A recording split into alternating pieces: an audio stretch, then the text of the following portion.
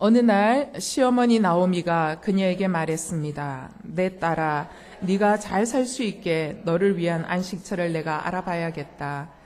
네가 함께 일했던 여종들의 주인 보아스가 우리 친척이 아니냐. 오늘 밤 그가 타작마당에서 보리를 까부를 것이다.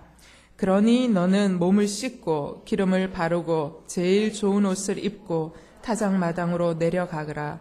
다만 그가 다 먹고 마실 때까지 네가 거기에 있는지 모르게 하여라. 그리고 그가 누우면 그가 눕는 곳을 알아두었다가 거기에 가서 그의 발치 이불을 들치고 누워라. 그러면 네가 어떻게 해야 할지 그가 알려줄 것이다. 룻이 대답했습니다. 어머니가 시키는 것이라면 하겠습니다. 그리하여 그녀는 타작마당으로 내려가 시어머니가 말해준 대로 했습니다. 아멘. 복음을 위한 삶이라는 말씀 제목으로 조현수 목사님께서 말씀 전해주시겠습니다. 은혜로운 시간 되기를 바랍니다.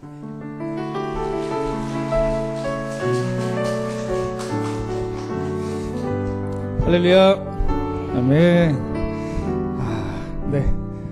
좀 더 격한 환영을 해주실 줄 알았는데, 네, 그냥 박수만 치시는군요. 네, 감사합니다. 네. 그렇죠.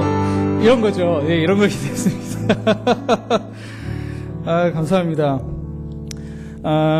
우리 김정희 목사님께서 설교를 부탁하셨을 때 제가 그래도 설교를 참 여기저기서 많이 해보았는데요. 여기 예배를 준비하면서처럼 이렇게 긴장되고 떨리는 때가 없었습니다. 심지어는 어떤 때가 생각난다면 제가 처음 온누리교회에서 사역을 시작할 때 정말 멋모르고 아이들 사역을 시작할 그 첫 설교가 생각날 만큼 그 긴장감과 그 떨림과 설레임이 선생님 제가 오늘 아침에만 벌써 물을 1리터를 마셨습니다. 근데 중요한 건 아직 화장실을 못 갔습니다. 주님, 네. 여러분의 중보기도가 필요합니다. 갑자기 제가 내려가는 수가 있습니다. 네, 그때 당황하지 마시고 기도해 주시면 되겠습니다. 제가 오늘 룻기 말씀을 함께 보겠는데요. 처음에 제가 아주 센 질문 하나만 드리겠습니다. 룻과 같은 여인 되기를 소망하십니까? 네. 왜 그러실까요? 이 반응은 왜 그렇죠? 왜 여러분들의 망설임이 있을까? 압니다. 이해합니다. 룻이 시어머니랑 아주 오랜 시간을 살았거든요. 그것도 딱 붙어서 살았기 때문에 룻과 같은 인생을 산다는 것에 대해서 여러분들이 부담 있는 거 잘 압니다. 여러분들이 알고 계신 대로 룻기가 만만한 성경이 아닙니다. 룻기는 사사기 뒤에 붙어 있어요. 1장 1절에 보시면 사사들이 다스리던 때라고 그렇게 성경이 시작되는 걸 볼 수 있습니다. 많은 학자들이 이 사사기 시대에 룻기가 기록되었다고 얘기하고 있죠. 사사기가 어떤 시대입니까? 왕이 없어서 자기 소견에 옳은 대로 행하던 시대입니다. 그러니까 그런 삭막한 시대에 이런 아름다운 이야기를 살아간다는 것 정말 쉽지 않은 이야기라는 것을 여러분들이 기억하셔야 할 필요가 있습니다. 오늘 함께 읽은 이 부분에 매우 중요한 이야기가 나옵니다. 그리고 이 부분에 대한 이해가 없이는 룻기 전체를 이해하는 데 큰 어려움이 있을 수도 있습니다. 그러니까 룻기를 관통하고 있는 아주 핵심적인 요소가 있죠. 그건 바로 오늘 2절에 나오는 우리 친척이 아니냐라는 말입니다. 이 말은 이제 룻기 안에서 다른 표현에서는 우리를 맡아줄 자, 예전 성경에는 기업을 물을 자라고 표현된 거죠. 이것을 이제 히브리 말로 고엘이라고 얘기하고 고엘 사상이라고 얘기하기도 합니다. 이 고엘은 약자를 배려하는, 사회적인 약자를 배려하는 하나님의 마음이 잘 담겨있는 그런 제도입니다. 레위기 25장 25절에 이 이야기가 나옵니다. 성경을 한번 붙여주시겠습니까? 자막을 좀 부탁드릴게요. 레위기 25장 25절에 이렇게 나옵니다. 함께 읽어볼까요? 시작. 내 형제가 가난하게 돼 일부를 팔았다면 그의 가장 가까운 친척이 와서 그의 형제가 판 것을 물어줘야 한다. 아멘. 어떤 것인지 아시겠죠? 어떤 사람이 가난해진 겁니다. 그래서 기업으로 받은 땅을 팔아버릴 수밖에 없는 상황. 그러면 가까운 친척이 그것을 해결해 줄 수 있는 어느 재정적인 그런 부유한 사람이 그 땅값을 대신 지불하고 땅을 다시 돌려주는 것입니다. 마찬가지로 어떤 사람이 너무 가난해져서 빚을 지게 된 거예요. 근데 갚을 능력이 없는 겁니다. 그래서 어쩔 수 없이 자기를 노예로, 종으로 팔아야만 하는 상황. 그런 상황 속에서 가까운 친척이 그 빚을 대신 갚아주고 그 사람을, 그 친척을 자유의 몸으로 만들어주는 것입니다. 그러니까 포인트를 아시겠죠? 나는 능력이 없는데 능력자가 나의 빚을 대신 갚아주고 대신 해결해주고 나를 자유롭게 해주는 것입니다. 그러니까 약자를 향한 하나님의 배려가 녹아져 있는 굉장히 중요한 제도입니다.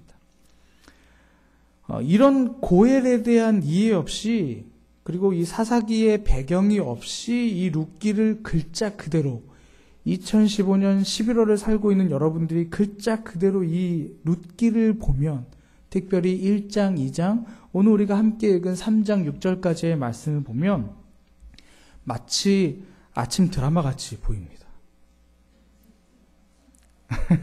조금 위험한 얘기인데 여러분들이 아직 잠이 덜 깨신 것 같아서 말씀드립니다. 아침 드라마 같아요. 결론이 뭐냐? 결혼으로 인생 역전을 노리는, 그렇게 볼 수 있다는 거죠. 더 세게 얘기해 볼까요? 시어머니와 짜고 부잣집 노총각을 노려서 결혼해서 인생을 뒤바꾸려는 그런, 네. 기억해서 지어주십시오. 아니면 자칫 잘못하면 사랑과 전쟁이 될 수도 있습니다. 고부간의 갈등 해소를 위해 어떤 솔루션을 제공하는, 시어머니께 순종하고 효도하면 재혼을 통해 성공할 수 있다라는 그런 사랑과 전쟁 같은 그런. 네. 잠 깨셨죠? 네. 룻기의 주인공은 말 그대로 룻이 맞습니다. 오늘 본론에서 알 수 있는 것, 오늘 본문에서 알 수 있는 것처럼 설교도 말씀드린 대로 이 뭐 고엘이나 뭐 헬세드 뭐 이런 이야기를 할 수가 있어요. 하지만 저는 오늘 이 룻의 이야기가 아니라, 그러니까 말씀드린 뭐 고엘이나 뭐 이런 것들이 아니라 어디까지나 나오미의 관점에서 오늘 이야기를 함께 나누고 싶습니다. 로이 해시온이라는 사람이 쓴 당신의 옷자락으로 나를 덮으소서라는 룻기 설교집이 있습니다. 거기에서 이 로이 해시온이, 이 저자가 나오미를 한마디로 정리해 줍니다. 구약의 탕녀다라는 이야기를 합니다.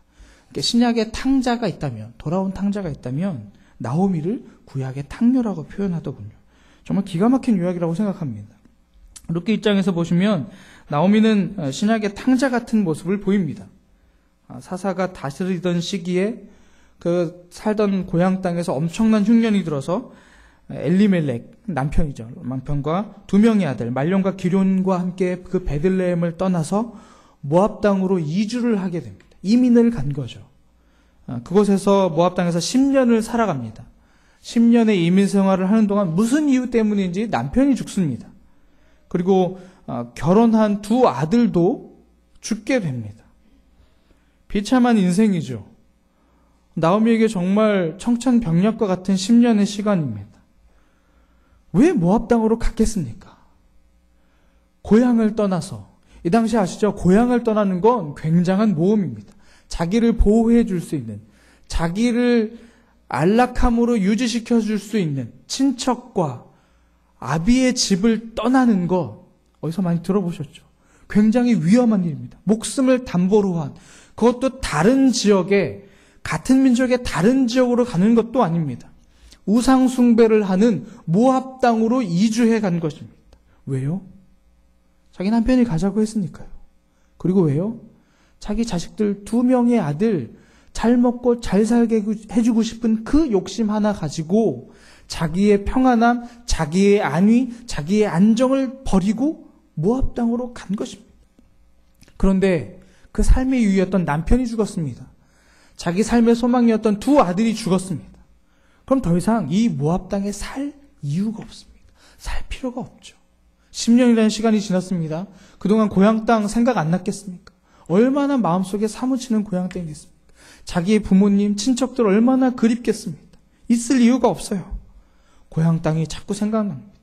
고향 땅으로 돌아가고 싶었죠. 마침 그때 10년이 지난 후에 자기의 고향 땅이 하나님의 은혜로 살기 좋아졌다는 소식이 들립니다. 그래서 그 이야기를 듣고 돌아가기로 마음을 먹게 되죠. 이때 두 며느리를 자기들의 고향, 며느리들의 고향, 그 모압 땅에 두고 돌아가려고 했습니다. 근데 어쩐 이유인지 이 두 명의 며느리가 안 된다고, 어머니랑 함께 가야겠다고 그렇게 울며불며 매달립니다. 그러나 나오미도 그렇게 자기가 타향에서 얼마나 고생하고 살았던 것을 자기도 잘 알기 때문에 이 두 명의 며느리를 자기 고향으로 데려가면 얼마나 고생할지 이스라엘 백성 아시잖아요. 여자로 사는 것도 힘든데 이방 여인으로 살아가는 것이 얼마나 위험한 일인지 누구보다도 잘 아는 사람입니다. 같이 가고 싶지 않았어요. 두 사람의 인생을 망치는 길입니다. 그냥 여기서 나랑 헤어지고 여기서 결혼하고 잘 먹고 잘 살아라, 이것이 당연히 나오는 말일 겁니다. 근데 막내 며느리는 어떻게 합니까? 한사코. 내가 죽으면 죽었지 어머니랑 떨어질 수 없습니다. 어머니를 통해서 하나님을 내가 알게 됐는데 여기서 살 수 없습니다. 나도 하나님이 다스리는 그 땅에서 살고 싶습니다. 라는 그 마음 가지고 같이 가게 됩니다. 고향 땅 베들레헴으로 초라하게 돌아온 나오미는 자기 스스로를 이렇게 평가합니다. 룻기 1장 20절과 21절에 나오미가 자기 스스로를 이렇게 얘기합니다. 제가 읽겠습니다. 그러자 그녀가 그들에게 말했습니다. 나를 나오미라고 부르지 말고 이제 마라라고 부르시오. 전능하신 분께서 내 인생을 고달프게 만드셨으니 말입니다. 21절에 내가 나갈 때는 풍족했는데 이제 여호와께서 나를 빈털터리로 돌아오게 하셨습니다. 그러니 나를 어떻게 나오미라 부르겠습니까? 여호와께서 나를 치셨고 전능하신 분께서 내게 고난을 주셨으니 말입니다. 나오미가 아니라 무엇라고 얘기합니까? 마라라고 얘기합니다. 나오미는 유쾌한이라는 뜻이 들어 있습니다. 근데 유쾌하지 않다는 거예요. 마라, 무슨 말입니까? 괴롭다라는 뜻이 있습니다. 괴로운 사람이 된 겁니다. 21절에 나갈 때는 풍족했어요. 괜찮았습니다. 살기 괜찮았어요. 먼 이국 땅까지 가서 거기서 어느 정도 삶을 누릴 수 있는 재산을 갖고 간 사람입니다. 괜찮았어요. 근데 지금은 어떻습니까? 빈털터리래요. 가지는 게 없습니다. 다 탕진해버렸어요. 이 비참한 상황 속에서 나오미가 그래도 깨달은 것이 있습니다. 신세 한탄이 아니에요. 아이고 내 팔자야, 이게 뭐야, 이런 신세 한탄이 아닙니다. 이 20절과 21절의 말씀 속에서 우리가 느낄 수 있는 것 한 가지는 무엇이냐? 나오미가 깨달은 것 하나, 이 어려운 속에서 깨달은 것 하나, 하나님의 주권을 깨달은 것입니다. 이렇게 상황을 만드신 것도 하나님이시다. 이런 삶의 굴곡들 여러분 한 번씩 있으시잖아요. 특히 우리 누님들, 머리 희끗희끗 하시는 우리들 삶의 이런 어려움들 한 번씩 겪으셨잖아요. 저희 집에도 이런 위기의 순간들이 있었습니다. 제가 결혼하기 전인데요. IMF가 어느 정도 이렇게 마무리되는 시기였습니다. 1990년도 중후반 넘어가는 그때였어요. 저도 이제 우여곡절 끝에 이제 신학교를 졸업을 하고 아직 사역을 제대로 시작하지는 않던 때였습니다. 근데 아버지께서 평생 일하셨던 직장, IMF를 그 직장을 저희 아버지가 영업을 하셨던 분이셨는데요. 아버지의 어떤 그 피나는 노력으로 이 회사가 부도가 나는 것을 이게 영업을 하시니까 많은 거래처를 하시잖아요. 그것을 통해서 아버지가 그것을 위기를 넘겨내셨어요. 그러니까 회사에서 아버지에 대한 그 의존도가 굉장히 높았다는 거죠. 근데 그 위기가 딱 지나가고 이제 한숨 돌리는 타이밍이 되자 저희 아버지를 정리해고를 한 겁니다. 더 이상 필요 없다. 위기를 넘겼으니 월급을 많이 받는 네가 나가야 된다라는 거였어요. 거기에서 일하셨던 사장님이나 이사님들이나 가족같이 지냈던 분들이에요. 저도 다 그분들을 알았습니다. 늘 그렇게 회사를 위해서 헌신하고 늘 바쁘시게 일하셨던 아버지가 집에 계속 계시는 거예요. 저도 신학교를 이제 졸업해서 학교도 안 가요. 멀쩡한 두 남자가 집에서 놀고 먹는 겁니다. 이 정도 되면 집에서 큰 소리 날만 하죠. 집이 어두울만 하고 암울할만 합니다. 불평과 불만, 원망의 소리가 쏟아져 나와도 이것을 누가 뭐라 할 사람 없어요. 그럴만해 라고 말할 수 있는 그런 상황이었어요. 하지만 저희 집엔 그런 소리가 없었습니다. 오히려 저희 부모님, 어머니, 아버지가 하나님에 대한 확고한 신뢰를 보여주시더라고요. 그러니까 집에 불평, 불만의 소리가 없어지는 겁니다. 하나님의 주권을 인정하는 사람들에게 하나님은 외면치 않으신다는 겁니다. 하나님이 반드시 다시 일어날 수 있는, 숨을 쉴 수 있는 그 틈을 하나님께서 허락하신다는 거죠.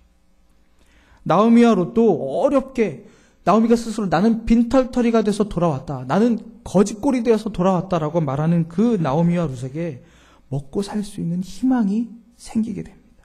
그것이 룻기 1장 22절에 나옵니다. 룻기 1장 22절에 이렇게 나오고 있습니다. 이렇게 해서 나오미는 며느리인 모압 여자 룻과 함께 모압에서 돌아와 베들레헴에 도착했습니다. 그때는 보리 추수가 막 시작될 무렵이었습니다. 보리 추수가 막 시작될 무렵이었대요. 그러니까 먹을 것이 풍성해지는 때가 되었다라는 것입니다. 이 희망은 실제로 룻기 2장에서 현실로 돌아오는 것을, 현실로 맞게 되는 것을 여러분들이 잘 알고 계실 것입니다. 그 얘기 나오잖아요. 룻이 굉장히 막연하게 이스라엘의 문화와 형편과 상황도 모른 채 시어머니 나오미와 함께 내 굶으면 안 되겠다는 마음으로 아무것도 모르는 그 젊은 처자가 그냥 보따리 하나 짊어지고 추수하는 것 쫓아다니면서 땅에 떨어진 이삭을 줍는 일을 시작합니다.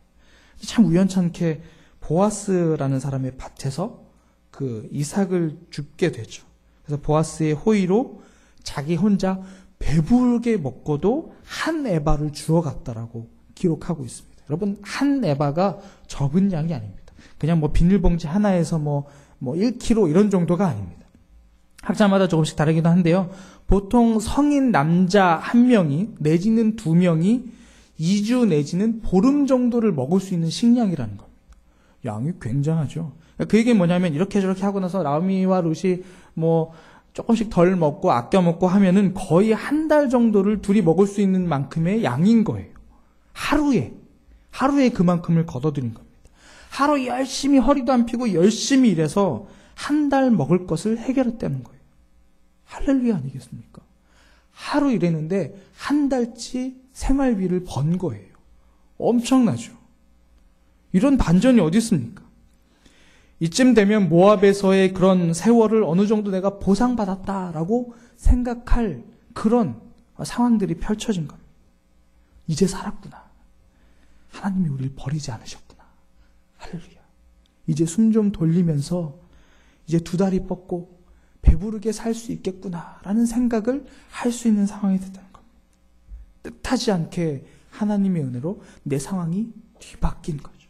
전화위복이 된 것입니다. 자, 나오미와 룻의 이야기가 이렇게 끝나면 어떻게 될까요? 이렇게 딱 끝납니다.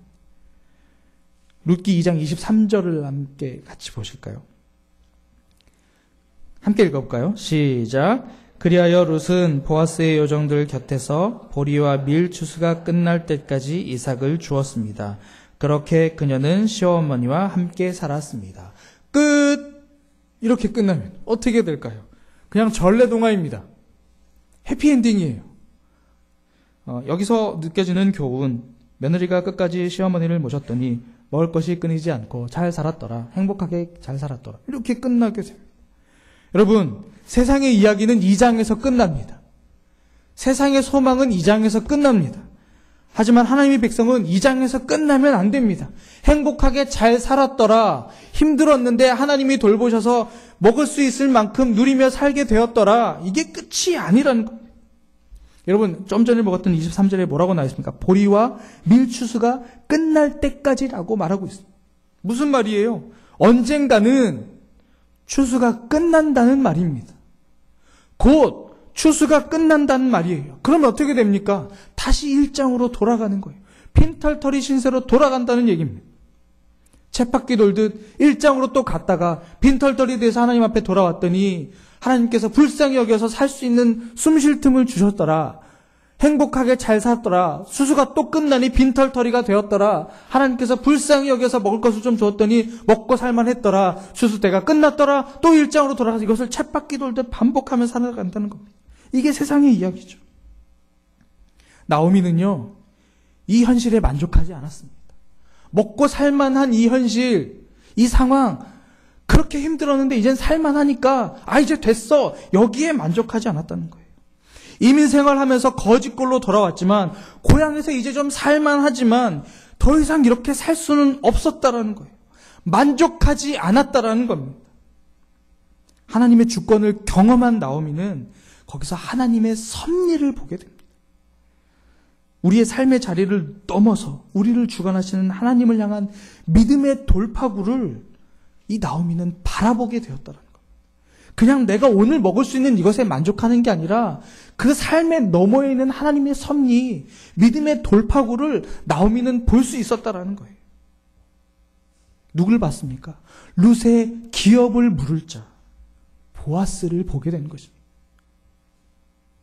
당장 먹고 살 일 해결됐다고 손 놓은 게 아니에요. 룻의 삶의 궁극적인 해결을 해줄 수 있는, 룻이 아무리 몸부림쳐도 해결할 수 없지만 보아스이기 때문에 대신 값을 치르고 룻의 인생을 구원할 수 있는 그 삶의 자리 너머에 있는 하나님의 섭리를 나오미는 보았다라는 것입니다. 우리 삶도 똑같습니다. 당장은 먹고 사는 일을 메어서 한 치 앞도 바라보지 못하고 그저 오늘 하루 나의 구원의 문제, 나의 죄의 문제, 나의 믿음의 문제는 나중 일이라고 생각하면서 자신의 죄의 무게를 감당하지도 못한 채 그 죄의 무게를 해결할 능력이 없어서 허덕이고 있을 때 자신을 희생하면서 대가를 치르시고 우리 인생을 구원해 주시는 주님을 우리가 볼 수 있어야 한다는 것입니다. 흉년이라는 환경에 무기력하게 하나님의 기업, 고향 땅을 뒤로 한 채 우상이 가득한 모압 땅으로 갔던 그 나오미가 눈이 달라집니다. 룻기 3장 1절, 오늘 읽은 룻기 3장 1절에 이렇게 기록하고 있습니다. 함께 읽겠습니다. 시작. 어느 날 시어머니 나오미가 그녀에게 말했습니다. 내 딸아, 네가 잘 살 수 있게 너를 위한 안식처를 내가 알아봐야겠다. 나오미는 룻이 결혼하면요, 당장 생계가 어렵습니다. 룻이 지금 먹을 걸 벌어오고 있잖아요. 근데 룻이 시집가서 떠나버리면, 멀리라도 떠나버리면 당장 사는 길이 막막해져요.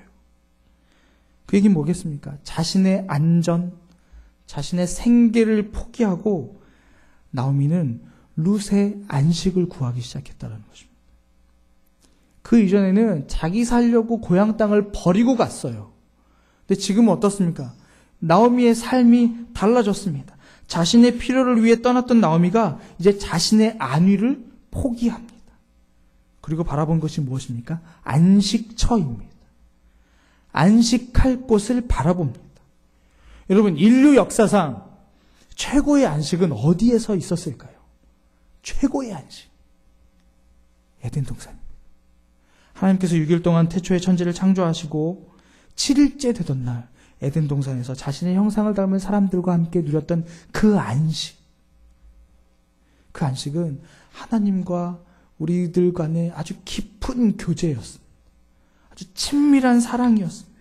만남의 장소였던 거죠. 자신의 1차적인 필요를 뒤로하고 우리 삶의 기업 물을 자이신 주님과 안식하는 것, 우리가 이 안식하는 이곳 안식처를 우리가 바라보아야 하는 것입니다. 그것이 복음을 위한 삶인 것이에요. 나의 필요를 뒤로하고 주님과의 교제를 더 우선으로 두는 삶, 이것이 복음을 위한 삶인 것입니다. 나오미가 룻을 위한 안식처를 바라보았죠. 여러분, 17일 날 소중한 사람 전도 집회가 있습니다. 여러분, 누구를 위한 안식처를 바라보시겠습니까? 나를 위한 안식처가 아니라 나오미가 룻을 위한 안식처를 바라봤던 것처럼 여러분, 하나님께 데리고 갈 그 소중한 사람의 안식처를 바라봐야 하지 않겠습니까? 여러분, 그 소중한 사람이 누구입니까? 그 사람을 위해 기도해야 합니다. 그 사람을 데리고 와야 합니다. 나만 혼자 사는 것이 아니라 죽을 수밖에 없는 그 사람을 위해 그 소중한 사람을 데리고 와야 하는 것입니다. 그 사람의 안식처를 바라보는 여러분 되기를 주님 이름으로 축복합니다. 아멘. 자, 2절 말씀에서 이렇게 나오미가 이야기합니다. 룻에게 이야기하죠. 네가 함께 일했던 여종들의 주인 보아스가 우리 친척이 아니냐. 보아스가 우리 친척이 아니냐. 나오미는 보아스가 친척이라는 것을, 기업 물을 자이라는 것을 분명하게 밝힙니다. 왜 밝힐까요? 지금 이 과정과 결혼을 위한 이 움직임이 불법이 아니라는 것을 분명하게 밝히는 겁니다. 불륜이 아니라는 것을 밝히는 거예요. 어떤 작당을 해서 음모를 꾸미고 있는 것이 아니라는 것을 말하고 있는 겁니다. 하나님의 섭리 안에서 이 일은 극히 정당한 일이다. 이 일은 극히 당연한 일이다라는 것을 밝히고 있는 것입니다. 다시 말해서 이 일은 마땅히 해야 할 일이라는 것입니다. 그 여자가 이방 여자라 할지라도 기업 물을 자 안에 들어가 이 일은 마땅히 당연히 꼭 해야 될 일이라는 것을 밝혀주고 있는 것입니다. 머뭇거리지 마라. 이것은 너에게 마땅한 일이다. 주저하지 마라. 이것은 너에게 당연한 일이다. 우리 민족 안에서 구원받은 사람 안에서 이것은 분명히 필요한 일이다라는 것을 나오미는 룻에게 분명하게 밝히고 있는 것입니다. 우리가 우리 주님과의 교제, 우리 주님과의 친밀함, 이것은 특이하거나 이상한 일이 아니라는 것입니다. 지극히 정상적이고 지극히 당연하고 마땅히 우리가 해야 할 일이라는 것입니다. 우리가 안식처를 바라보고 주님과의 교제를 꿈꾸면서 우리가 주님 앞에 나가는 일이 우리에게 어색하거나 우리에게 새로운 일이 아니라 우리가 마땅히 당연히 해야 될 일이라는 것입니다. 이것이 복음을 위한 삶이라는 것이죠. 우리가 주님을 사랑하기 때문에, 주님이 나의 죄값을 대신 지불하신 분이기 때문에 주님을 예배하고 주님을 묵상하고 주님을 자랑하고 주님을 증거하고 그 주님의 사랑을 드러내는 일이 우리 삶의 당연한 일이고 마땅한 일이 되어야 한다는 것입니다. 룻도 자기 감정이나 생각이 분명히 있을 수 있습니다. 근데 성경은 그것에 대해 전혀 언급하지 않습니다. 5절 말씀을 같이 보시죠.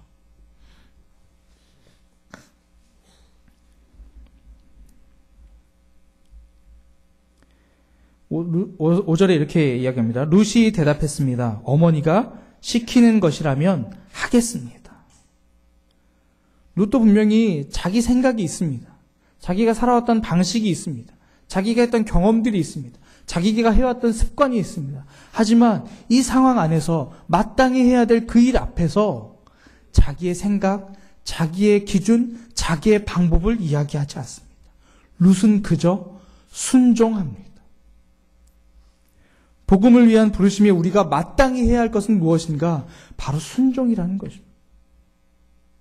내 경험, 내 생각, 내 방법, 사람들이 어떤 수근거림, 그 소리들에 귀 기울이지 않고 그저 하나님 말씀하신 그대로 순종하며 나아가야 한다는 것입니다. 여러분들 삶 가운데 하나님께서 부르신 그 자리가 있지 않습니까? 하나님께서 복음을 위해 부르신 여러분들의 자리가 있습니다. 그 자리가 무엇입니까? 여러분들의 가정이 될 수 있죠. 가장 큰 자리이죠. 혹시 직장 생활을 하신다면 또 아이들과 양육을 하는 그 과정 가운데 있는 모든 그 자리, 하나님께서 여러분들을 부르신 자리입니다. 복음을 증거하기 위해 부르신 자리, 그 자리에서 여러분 순종하셔야 합니다. 이 자리는 내 자리가 아닌 것 같아. 너무 힘들어. 못 해먹겠어. 다른 데로 갔으면 좋겠어. 그만했으면 좋겠어. 아니요. 하나님께서 원하시는 건 그 자리에서 순종하는 모습을 하나님께서 원하신다는 것입니다. 순종이 뭐 대단한 것 아닙니다. 지금 당장 여러분들의 삶을 다 정리하고 신학교에 들어가서 전도사 목사가 되고 선교사가 되라는 얘기가 아닙니다. 그런 얘기가 아닙니다. 부르심의 자리를 여러분들이 지켜내는 것입니다. 좀 더 적나라하게 얘기해 볼까요? 버텨내는 것입니다. 힘들어도, 고단해도, 불편해도 하나님이 나에게 맡겨주신 자리이기 때문에, 그것이 나의 마땅한 자리이기 때문에 거기서 버텨내는 것, 그것이 하나님을 영화롭게 하는 것이고 하나님을 증거하는 것이고 하나님을 자랑하는 것이 된다는 것입니다. 순종하십시오. 하나님께서 여러분에게 맡겨주신 그 자리를 지켜내며 순종하십시오. 하나님께서 말씀하신 그 자리에 있으라는 그곳에 여러분들이 있는 것이 순종입니다. 그렇게 할 때에 하나님께서 찬송 받으십니다. 여러분들이 그 자리를 지켜낼 때에 하나님께서 그 자리를 통해 영광 받으십니다. 한 분의 이야기를 좀 말씀드리고 오늘 이야기를 좀 정리하도록 하겠습니다. 여러분들이 아시는 분일 수도 있고요. 제가 이분의 이야기를 하는 것이 조금 조심스럽긴 합니다만 저에게는 너무나 큰 도전이 되었고 감동이 되었기 때문에 여러분들에게 좀 말씀드리려고 합니다. 하나님께서 말씀하신 그 자리를 순종하는 것이 어떤 것인지를. 제가 아는 집사님, 여자 집사님이신데요. 그냥 보기에는 건강하세요. 근데 어느 날 심장에 큰 이상이 있다라는 사실을 알게 됐습니다. 심장이 기형적인 모습을 갖고 있는 거예요. 보통 이런 상황이 되면 태어나서 얼마 안 돼서 보통 하늘나라로 가는 것이 일반적인 사례라고 합니다. 근데 어떤 은혜인지는 모르겠으나 지금까지 잘 건강하게 살아계신 거예요.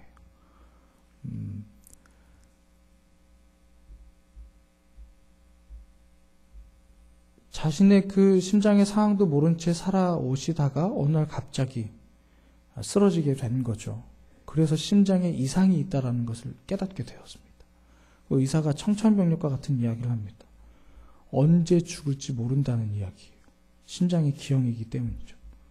이건 얼마나 슬픈 일이냐면요. 운전을 하고 가다가 그냥 심장이 멎어버릴 수 있는 겁니다. 계단을 걸어 내려가다가 갑자기 심장이 멎어버릴 수 있는 겁니다. 사랑하는 가족과 같이 앉아서 TV 보고 과일을 먹고 있다가 갑자기 하늘나라로 갈 수 있다는 거예요. 언제 하나님 부르실지 모르는 상황인 거예요. 그래서 이 집사님께서 주변을 정리하셨습니다. 내가 언제 어떻게 될지 모르니까 주변 상황들을 정리하고 있었던 거예요. 그래서 주변을 정리하는 연락처도 막 정리하고 주변에 이렇게 사람들에게 언제 어떻게 될지 모르니까 문자도 미리 준비해 놓고 뭐 이렇게 주변 상황들을 잘 정리해 놓은 겁니다. 그렇게 이제 인생을 마감하고 정리하려던 그 타이밍에 뜻하지 않는 하나님의 부르심이 있었습니다. 어느 작은 여성들의 그룹의 리더가 되어달라는 부탁이었어요. 여러분들이 이 상황을 동일시 한번 해보십시오. 내가 언제 하나님의 부르심을 받고 이 세상을 떠날지 모르는 상황입니다. 내 주변의 상황들을 정리하고 있어요. 그런데 하나님의 일이 맡겨진 겁니다. 그럼 우린 얘기하죠. 안 됩니다. 제가 이런 상황이에요. 혹여라도 이 말을 할 수 없다면 기도해 보겠습니다. 라고 얘기합니다. 그 상황을 모면하고 거절하고 거부하고 내 살아야 될 내 마지막을 정리하는 데 집중하겠죠. 정말 놀랍게도요. 이 집사님께서 그 자리를 그 하나님의 부르심의 자리를 순종했습니다. 내가 언제 어떻게 될지 모르지만 이 자리를 거부하지 않겠습니다. 내가 순종하겠습니다. 근데 더 놀라운 사실은요. 그래서 순종했는데 이 집사님의 영이 살아나기 시작하는 겁니다. 지금도 건강하게 그 사역을 굳건히 지키며 감당하고 계신다는 거예요. 물론 언제 어떻게 하나님 부르실지 아직 모릅니다. 근데 내 상황에 매여서 내 처지에 매여서 그 자리를 거절한 것이 아니라 그 자리를 하나님의 부르심이라 생각하고 그 자리를 내가 언제 갈지 모르는 상황일지라도 그 자리를 지키고 아멘으로 순종했더니 영이 살아나기 시작했다는 것입니다. 저는 그 이야기를 들으면서 충격을 받았습니다. 제 자신이 엄청나게 부끄러워졌어요. 자신의 목숨을 담보로 하나님께 순종하는 사람이 있는데 나는 뭐 하고 있는 걸까? 자신의 안전, 자신의 생명, 자신의 어떤 처지들을 뒤로 한 채 하나님의 부르심에 응답하여 순종하는 여인이 사람들을 살리고 있는데 나는 뭘 하고 있는 걸까? 그날 저는 잠을 못 잤습니다. 그 이야기를 듣고. 충격에 빠졌습니다. 순종이 이것이구나. 복음을 위한 삶이 이것이구나. 내 것을 뒤로 하고 나를 주관하시는 하나님, 나를 살리실 수 있는 하나님을 붙잡고 살아가며 내 생명을 주께 드리며 나아가는 것, 순종하며 그 자리로 가는 것, 그 자리를 지켜내는 것이 복음을 위한 순종의 삶이구나. 그것을 제가 배우게 되었습니다. 복음을 위한 삶, 내 손에 잡히는 것들 때문에 하나님의 귀업을 뒤로 하는 어리석음을 범하지 마십시오. 지금 누리고 있는 삶의 자리에 여러분 만족하지 마십시오. 그 너머에 있는 하나님의 안식을 바라보십시오. 그리고 그것에서 우리가 마땅히 해야 할 일들을 행하셔야 합니다. 내 필요, 나의 것, 내 안정, 내 평안함 다 뒤로 하고 하나님과의 교제의 자리를 사모하십시오. 그것을 당연하고 마땅한 일로 여길 때에 여러분들 가운데 하나님의 그 놀라운 은혜가 있을 줄 믿습니다. 그렇게 하나님의 부르심의 자리에 여러분들이 순종하고 그 순종을 통해서 하나님의 영광을 받으시는, 그렇게 여러분들 통해 하나님의 역사가 일어나는 그런 저와 여러분 되기를, 특별히 하나님의 딸들이 되기를 주님의 이름으로 축복합니다. 아멘. 우리가 함께 기도하기 전에 우리가 함께 찬양하고 싶은데요. 우리가 이 찬양 함께 하고 우리가 같이 기도했으면 좋겠습니다.